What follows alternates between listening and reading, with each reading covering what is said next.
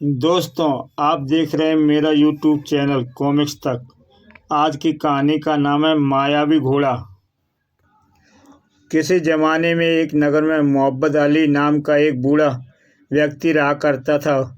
उसके 3 बेटे थे, जिनमें सबसे बड़ा का नाम क़यामत अली, मझले का नाम लियाकत अली और सबसे छोटे बेटे का नाम हैदर अली था।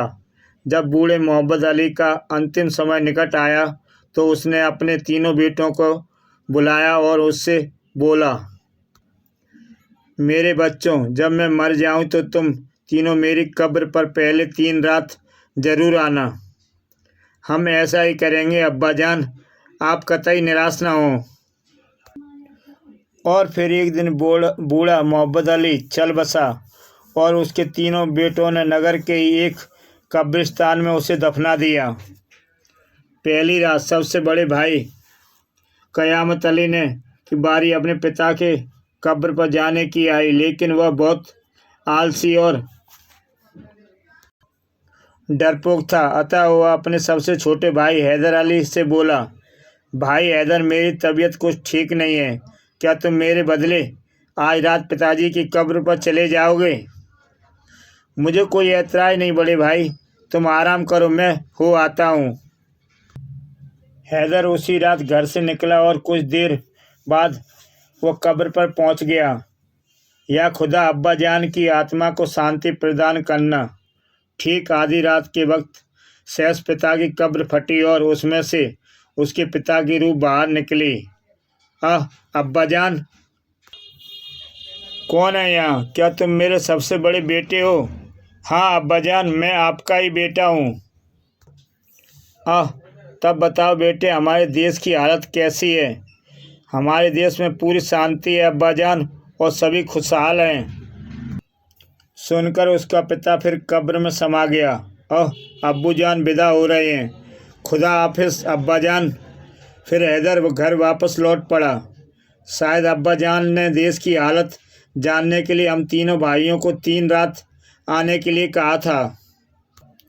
दूसरी रात मझले बेटे की बारी आई, पर वह भी डरपोक और आलसी था। कब्रिस्तान पर कोई जिन उससे न चिपट जाए, यह सोचकर उसने भी हैदर से कहा, भाई हैदर, तुम कितने अच्छे हो, क्या तुम मेरे बदले पिताजी की कब्र पर चले जाओगे ना? जाने क्यों अचानक ही मेरे पेट में बहुत ज़ोर से दर्द होने लगा है। यदि ऐसी बात है तो तुम आराम करो मझले भाई, मैं ही कब्रिस्तान हो आता हूँ। और हैदर उसी समय अपने पिता की कब्र पर पहुंच गया कि मध्यरात्रि को फिर उसके पिता की कब्र फटी और उसमें से उसकी रूह बाहर निकल आई। वहाँ कौन है? क्या तुम मेरे दूसरे बेटे हो? जरा बताओ तो हमारे देश की अब क्या हालत है? अब्बा जान, यह मैं ही हूँ, और इस समय हमारे देश में पूरी शांति एवं बहुत खुशहाली है। सुनकर पिता की रूह पुनः कब्र में समा गई और हैदर वापस लौट आया। तीसरी रात हैदर की बारी थी, अतः बिना किसी से कुछ कहे वह पिता की कब्र पर पहुंच गया। और आधी रात को उसके पिता पुनः कब्र से निकले और बोले, वहाँ कौन है? क्या तुम मेरे तीसरे बेटे हैदर हो? जरा बताओ तो देश की हालत अब कैसी है? आपने बिल्कुल ठीक पहचाना अब्बा जान, मैं हैदर ही हूँ, और हमारे देश में पूरी शांति और खुशहाली है। मुझे बताइए कि आपको किस तरह शांति पहुँचा सकता हूँ। हैदर की बात सुनकर उसके पिता प्रसन्नता से भर उठे और कहा, बेटा हैदर, केवल तुम ही हो जो मेरी आज्ञा का पालन किया है। तुम मेरी कब्र पर 3 रात आने से डरे नहीं। तुम वास्तव में बहादुर, नेक और बुद्धिमान हो। इसलिए मैं तुम्हें आज एक अनमोल वस्तु देना चाहता हूँ। वह क्या है अब्बा जान? लो, पहले यह लगाम संभालो, फिर जो कुछ मैं बताऊं उसे ध्यान से सुनो। हैदर ने खामोशी से लगाम ले ली। सुनो, तुम कभी भी किसी भी दिन किसी भी समय पास के खुले मैदान में चले जाना। वहाँ जोर से बोलना, काले मायावी घोड़े, मेरी बात सुनो और मेरी आज्ञा का पालन करो। मैं तुम्हें अपने पास करने या मरने के लिए बुलाता हूँ। जब घोड़े तुम्हारे पास आ जाए तो मैं तुम्हें यह लगाम उसकी गर्दन में डाल देना। उसके बाद उसके बाएं कान में घुसकर दाएं कान से निकल जाना। ऐसा करने पर तुम एक रूपवान एवं सुगठित शरीर के युवक बन जाओगे और फिर उसके बाद घोड़े पर सवार होकर जहाँ जी चाहे चले जाना। वक्त आने पर तुम्हें यश और धन दोनों ही प्राप्त होंगे। बहुत बहुत धन्यवाद अब्बाजान, मैं ऐसा ही करूँगा। हैदर का ऐसा कहते ही उसके पिता की रूह पुनः कब्र में समा गई और हैदर लगाम संभालकर घर की ओर चल पड़ा। अब्बाजान ने वास्तव में अनमोल बस्ती दी है। यह बात मुझे दोनों भाइयों से छुपानी ही होगी, वरना वे इस लगाम से मुझसे ज़बरदस्ती ले लेंगे। घर पहुंचने पर प्रथम बार उसने अपने दोनों भाइयों को अपना इंतजार करते पाया। तुम आ गए हैदर, हम तुम्हारा ही इंतजार कर रहे थे। ज़रा बताओ तो वहाँ तुमने क्या देखा? क्या वहाँ पिताजी तुम्हें दिखाई दिए? तब हैदर ने दोनों भाइयों को बताया। हाँ, मिले थे और उन्होंने अब वहाँ नहीं आने के लिए मना किया है। चलो, जान छूटी। तभी बड़ा भाई कयामत अली बोला, सुनो भाई हैदर, हम दोनों कुछ दिनों के लिए दूसरे नगर घूमने के लिए जा रहे हैं, अतः तुम यहीं रहकर घर की देखभाल करना। बहुत अच्छा भैया, लेकिन आप लोग शीघ्र ही लौट आना, वरना अकेले मेरा दिल नहीं लगेगा। तुम चिंता ना करो, हम जल्दी ही लौट आएंगे। फिर तीनों अपने अपने कमरों में सोने के लिए चले गए। अगले दिन दोनों भाई कयामत और लियाकत तैयार हुए और अपने अपने घोड़ों पर सवार होकर दूसरे नगर के लिए चल दिए। उन्हें गए कुछ ही देर हुई होगी कि तभी उस देश के कुछ सैनिक ढिंढोरा पीटते हुए वहां पहुंचे। डम डम डम डम। सुनो सुनो नगरवासियों सुनो, महाराज अपनी बेटी आराधना का विवाह रचाना चाहते हैं। उसके लिए उन्होंने एक शर्त रखी है। देश विदेश का वो कोई भी युवक यदि उस शर्त को पूरा कर देगा, महाराज ने न केवल अपनी बेटी की शादी उससे कर देंगे, बल्कि उसे अपना आधा राजपाट भी सौंप देंगे। अब ध्यान से आप लोग महाराज की शर्त सुने। जो व्यक्ति 11 मंजिल ऊंचे दुर्ग की खिड़की पर बैठी राजकुमारी के गले से अपने घोड़े पर सवार होकर फूलों का हार डाल देगा, उसी की राजकुमारी का विवाह कर दिया जाएगा। जब सैनिक राजा का संदेश वहां सुना रहे थे, तब हैदर भी वहां भीड़ में मौजूद था। आप में से कोई भी अपनी किस्मत आजमा सकता है। ओह, ऐसा कर पाना किसी के लिए भी संभव नहीं। हाँ भला, 11 मंजिल ऊंचे दुर्ग की खिड़की तक कौन अपना घोड़ा उछाल कर ले जा सकता है? यह बिल्कुल असंभव है।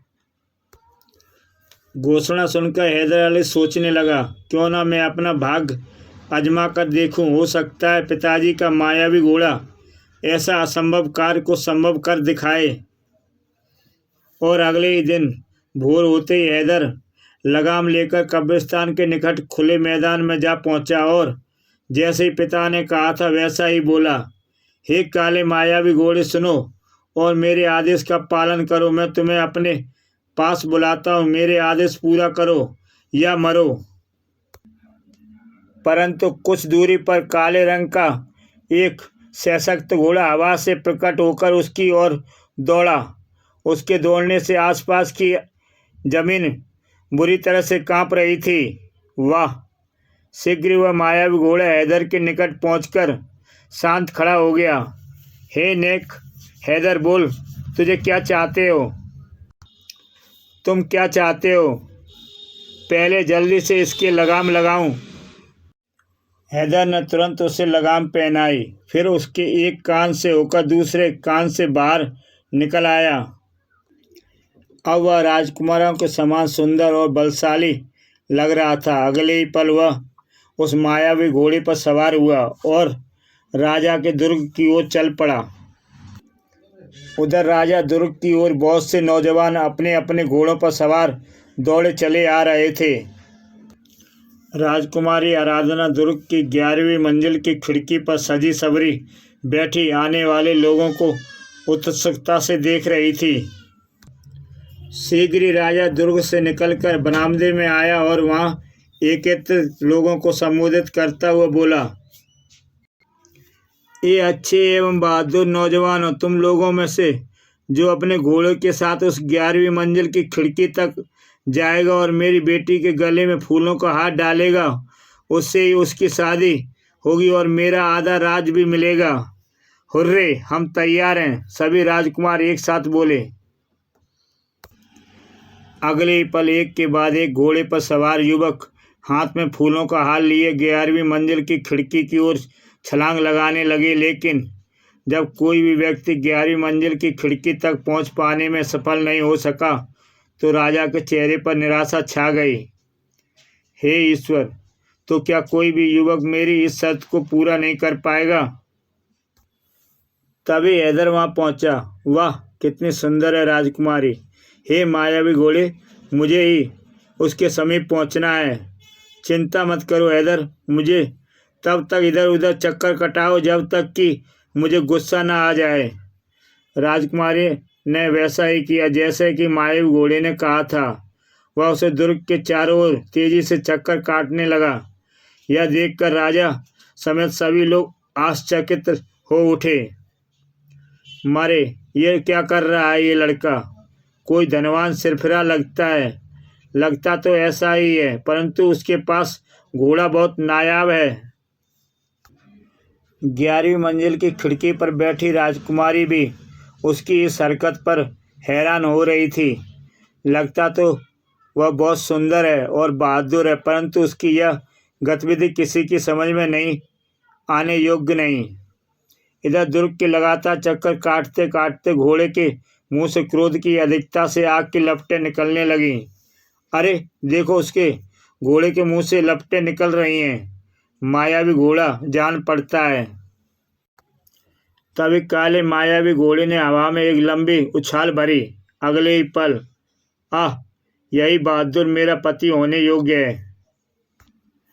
लेकिन राजकुमारी के गले में हाथ डालने के बाद हैदर ने ना जाने क्या सोचकर वह रुका नहीं और घोड़े के हवा में उड़ाता हुआ खुले मैदान की ओर चल पड़ा। अरे, वह तो चला जा रहा है। लगता है वह महाराज का मजाक उड़ाना चाहता है। राजा भी हैदर को इस तरह बिना मिले जाते देख वहां मौजूद सैनिकों को संबोधित करके चीख उठा, सैनिकों, उसका पीछा करो और उसे पकड़कर हमारे सामने पेश करो। जो आज्ञा महाराज। सैनिकों ने हैदर का पीछा किया, लेकिन शीघ्र ही एक गहरी खाई के मार्ग में आने के कारण उन्हें रुक जाना पड़ा। अब आगे नहीं बढ़ सकते, इस खाई को पार करना मुश्किल है। ओह, आखिर वह निकल पाने में सफल हो गया। चलो वापस लौट चलो। और वे निराश होकर वापस लौट पड़े। इधर हैदर खुले मैदान में उतरा और घोड़े के दाएं कान में घुसकर बाएं कान से निकलकर पुराने हैदर के रूप में परिवर्तित हो गया। अब तुम जाओ मायावी घोड़े, जरूरत पड़ने पर फिर बुला लूँगा। जो आज्ञा। कहने के साथ ही घोड़ा वहां से ओझल हो गया। घर पहुंचकर हैदर ने लगाम को यथा स्थान पर छुपाया और आराम से पड़कर सो गया। इधर जब सैनिकों ने वापस लौटकर राजा को अपने असफलता की खबर दी तो राजा सोच में पड़ गया। उस बहादुर नौजवान को हर कीमत पर ढूंढना ही होगा। वही मेरी बेटी के लिए सुशोग वर साबित होगा। और अगले दिन राजा के आदेश पर फिर ढिंढोरा पीटा गया। सुनो नगरवासियों, कल राजकुमारी का स्वयंवर किसी कारणवश अधूरा रह गया था। अतः जो युवक कल शाम चांदी के वस्त्र धारण करके दुर्ग की 11वीं मंजिल पर बैठी राजकुमारी के गले में फूलों का हार डालेगा, महाराज उसी के साथ अपनी बेटी का विवाह कर देंगे। अगले दिन शाम को चांदी के वस्त्र धारण किए हुए अनेक व्यक्ति फूलों का हार राजकुमारी के गले में डालने का प्रयास करने लगे। मुझे संदेश है कि इनमें से शायद ही कोई राजकुमारी के गले में हाथ डाल पाएगा। हाय मरा। और वास्तव में इस बार भी कोई उस खिड़की तक जिस पर राजकुमारी बैठी थी पहुंच पाने में सफल नहीं हो पाया। तभी अरे वह देखो, कल वाला बहादुर नौजवान अपने घोड़े पर उड़कर आ रहा है। वह वही बहादुर नौजवान है। राजा ने अपने निकट खड़े सिपाहियों को संबोधित किया। सुनो सिपाहियों, यदि वह आज भी हमसे बिना मिले लौटने का प्रयास करे तो उसका पीछा कर उसे पकड़ लेना। जाओ जो आज्ञा महाराज। उधर हैदर ने जैसे ही राजकुमारी के गले में पुष्पमाला डाली, वह उपस्थित लोग हर्ष से चीख उठे, वाह कितना दिलेर है, शाबाश अनोखे नौजवान। परंतु हैदर राजकुमारी के गले में हाथ डालने के पश्चात इस बार भी नहीं रुका और वापस लौट गया। अरे वह तो फिर महाराज से बिना मिले जा रहा है। आश्चर्य है, लगता है उसे आधे राज्य और राजकुमारी का विवाह चाह नहीं मालूम होती। सिपाहियों ने एक बार फिर उसका पीछा किया, पर फिर भी असफल होकर लौटना पड़ा। हा हा हा, मुझे नहीं पकड़ पाओगे। और वास्तव में इस बार फिर सिपाही उसे पकड़ पाने में सफल नहीं हुए, तो उन्होंने लौटकर राजा को खबर दी, महाराज वह चालाक व रसमय युवक इस बार भी हमारी आंखों में धूल झोंक कर निकल भागने में सफल हो गया। ओह सुनो, प्रत्येक गांव और नगर का चप्पा चप्पा छान मारो और उसे खोजकर हमारे सामने पेश करो।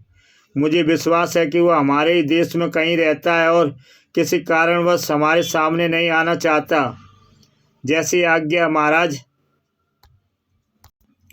सैनिकों ने देश का चप्पा चप्पा छान मारा, लेकिन जब उन्हें यह रूपवान नौजवान कहीं भी नजर नहीं मिला, तो राजा ने फिर एक मुनादी करवा दी, सुनो भाइयों, इस बार जो स्वर्ण वस्त्र पहनकर राजकुमारी के गले में फूलों का हाथ डालेगा, उसी से राजकुमारी का विवाह किया जाएगा। साथ ही आधा राजपाट भी उसे इनाम स्वरूप दिया जाएगा। वाह क्या खूब मनोरंजन पूर्ण रहा है यह खेल भी।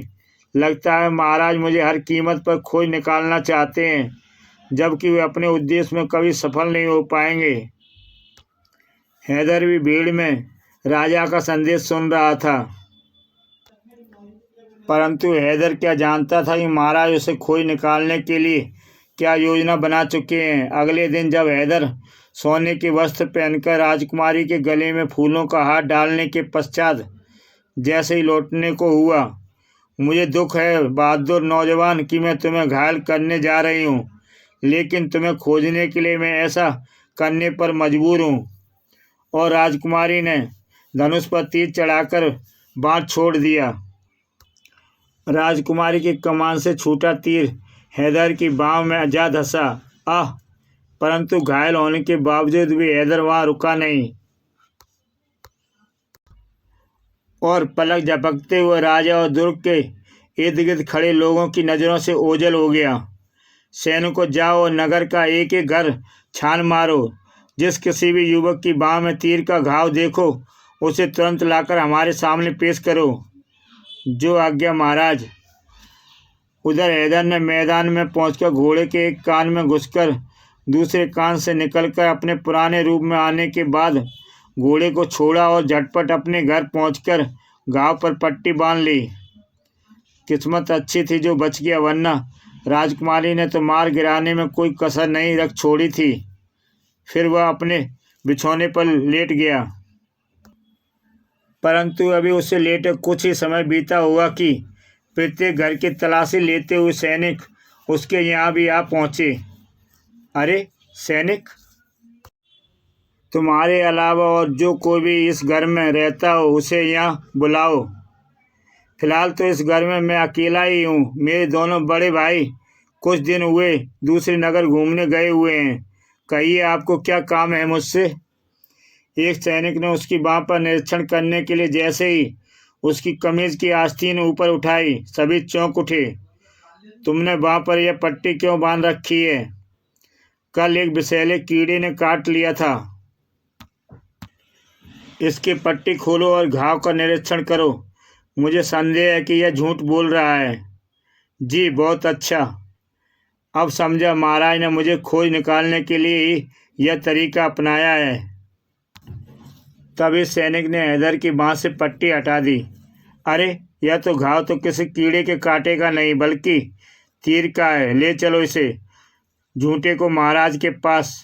ओह बुरा फंसा, व्यर्थ ही महाराज से मखौल करके मैंने अपने प्राण संकट में डाले।